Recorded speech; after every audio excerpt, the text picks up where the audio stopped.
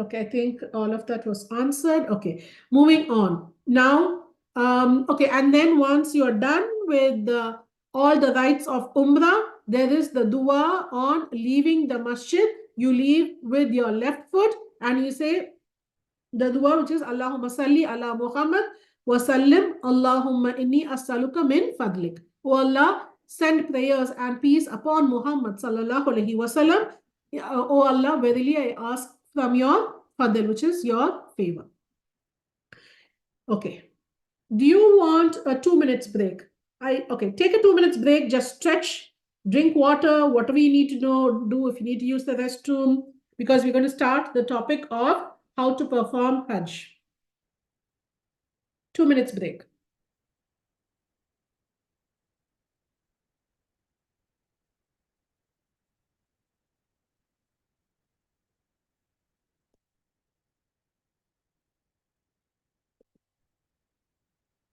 Okay, so we're going to now do Hajj, how to perform Hajj as per the Sunnah.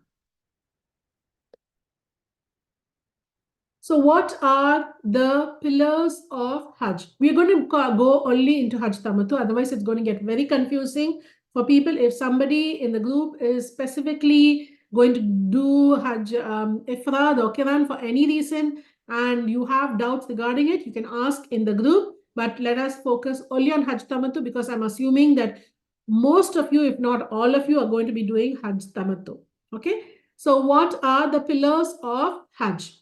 The pillars of Hajj are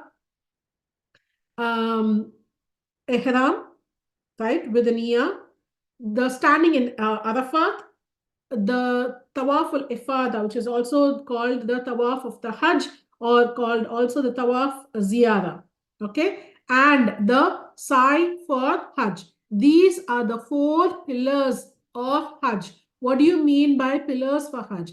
If you do not do one of these, your Hajj is invalid. Okay. Again, Ihram with the niyyah, standing at Arafah, the Tawaf al-Ifada, and the Sa'i for Hajj. These 4, if they are missed, if any of these are missed, then your Hajj is invalid and it is not complete. Okay. How to perform Hajj? Now, for in Hajj Tamattu, what are we doing? We are combining Umrah with the niyyah, right?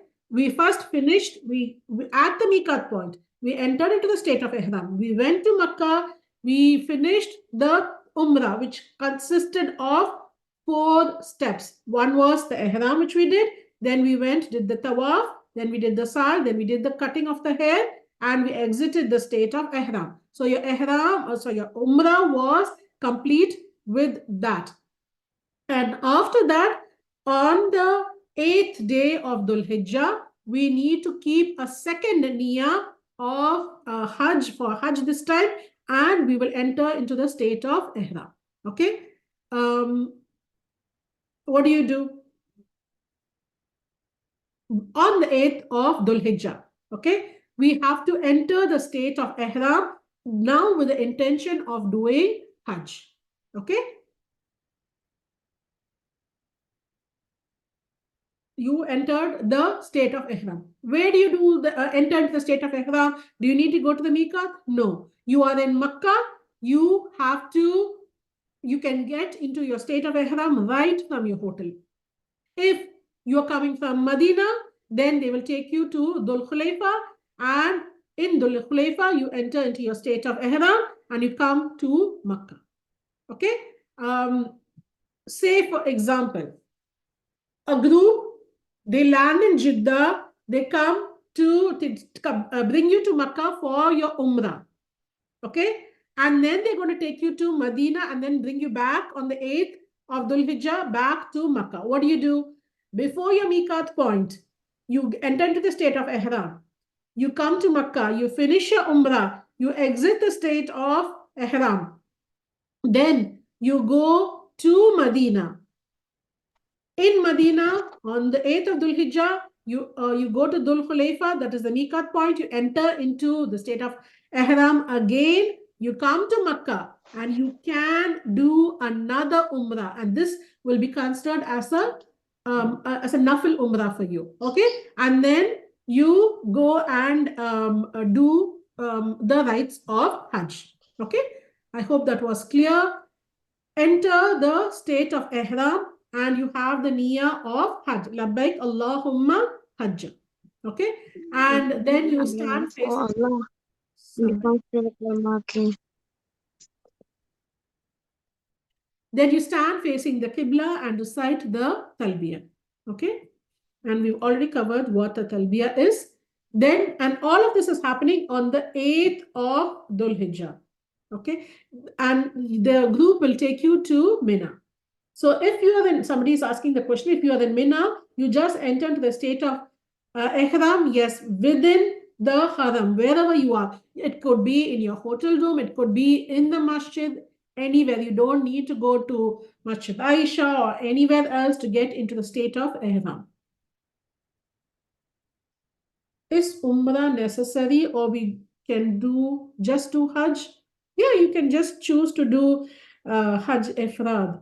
But if you're going, spending so much of money, effort, energy, all of that, and going there, why would you let go of the opportunity of earning more ajr? Right? Unless there is a particular health reason or some other reason for which you're choosing to do ifrad, then that's fine. You can just do Hajj. Or even if you're living in, in Saudi, so you can go whenever you want, then, in that case also you can do only ifrad. Okay, so then you traveled to Mina on the 8th of Dhul Hijjah. Okay, so from Makkah, you're going to Mina. So what do you do in Mina? In Mina, you travel to Mina sometime between Fajr and Dhuhr Salah. So your group will decide, they will give you the details on when you should be ready, and then they will put you in the bus and you take your stuff to Mina. Now, what do you take with you to Mina? A lot of times what happens is the group will ask you to keep your big suitcase at the hotel, or you give it to them or whatever, right? And you just carry a hand luggage, like a trolley suitcase, with you to the tent in Mina. Okay. And what do you pack in this suitcase? Make sure the suitcase, first of all, is of good quality. It has proper wheels, because the bus will drop you off a little further away from your tent, and you'll have to take your suitcase to the tent. So you'll have to take it with you. In the bag, you'll have to pack it separately, separate for your husband, separate for you. Each one has their own suitcase, because your tents will be separate. You'll be segregated there, inshallah. And in your suitcase, have your basic toiletries, have a small towel to wipe after your shower, have change of clothes, abayas, keep always with you 2 pairs of slippers. Okay, because in case slippers or shoes or whatever you're using, in case your shoes breaks, um, keep one of those like beach slippers. Keep one of that to use in Mina, because to go to the bathroom, etc. Having that will be convenient, but when you're going outside the tent, you're having proper shoes will be good. Okay, so that's what you will pack in your, and have at least 2-3 sets of clothes, a lot of sets of undergarments, because your undergarments will get wet, okay, with all the sweating. So I'm not scaring you to say all of this, but I'm just giving you, practical stuff. So it's just, it's, when you're prepared, then it's just makes your life easier. You can keep, for example, in the tent, it's going to be only women, right? So keep, like, for example, cotton shela with you, cotton dupatta, shela, shawl, whatever you call it, nice, comfortable material. So that way you can take off your hijab, which has all the pins, everything on it. And when you're in the tent, you're going to the bathroom, etc., you can just wear the shawl, which is like, nice, broad, long one. The lawn salwars, they usually come with those. Get something in subtle color, so even outside your tent you can just wear that, and it'll be convenient for you to use that in rather than your pinned up hijab. Okay. So you travel to Mina between Fajr and Dhuhr Salah, and what do you do in Mina is that you perform the Dhuhr Salah, Asr Salah, Maghrib, and Isha Salah, everything at your respective times. But the Dhuhr Salah only 2 rakahs, Asr Salah only 2 rakahs, Isha only 2, Maghrib is the same, which is 3 rakahs, and each Salah is prayed separately. Okay, and the whole day you engaged in ibadah, whether it is doing extra Salah, whether it is doing reciting Quran, dua, dhikr. Avoid talking as much as possible. Okay, and you spend the night of the 8th in Mina. You sleep there. Okay, and make sure you go to bed early, no late nights, because the next day is going to be a very long day. There's a lot happening on the 9th day of Dhul Hijjah as well as the 10th day. So you need all the energy you can. Okay, and sisters, drink enough water so you don't get dehydrated. When you go outside your tent, make sure you carry bottles of water with you. Okay, one more thing is have backpacks with you. So that way, when you're going out, you can take some, some cereal bar, something easy for you to eat, like a banana or something, and some water. Water definitely with you. You can carry it with you. Okay. Okay, let me see the question. We are going to Makkah first and we'll do Umrah. Then we'll be going to Medina again, come to Makkah. So I need to do Umrah again. You don't need to do Umrah again. You can do Umrah again. Okay, I said you can do Umrah. It is a wonderful opportunity for you to do a second Umrah because you're going to be coming from Medina. So might as well take advantage of it and do Umrah again. Can we pray Sunnah prayers? Yes, you can. Okay, somebody asked a question. Okay. If we go from India to Makkah and if you opt to do Hajj Tamattu, which niyyah should we do? Okay, yeah.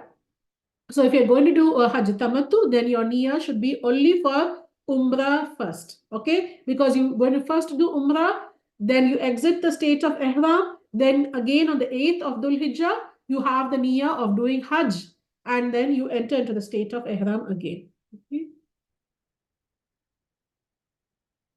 In Mina, we have to pray Qasr namaz. Yes, I said Qasr, right? Because you're praying two rakas only, but you don't do jam. Jam is joining Zohar and Asr, Maghrib and Isha. You don't join. You pray them at their respective times, but you do Qasr, which is shortened.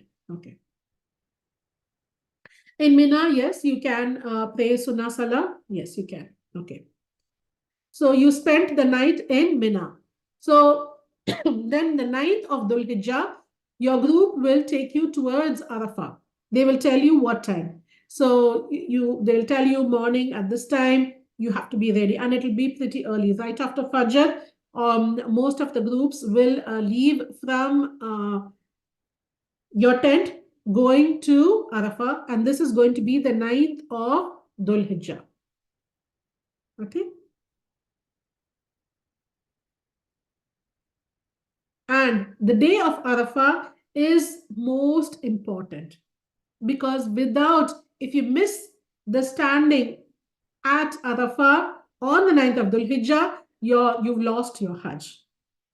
Your Hajj is invalid, and that cannot be compensated because you cannot go back to the 9th day, right? It has to be done on the 9th day. So even for a moment, if you are at Arafah, then your Hajj is counted. Okay.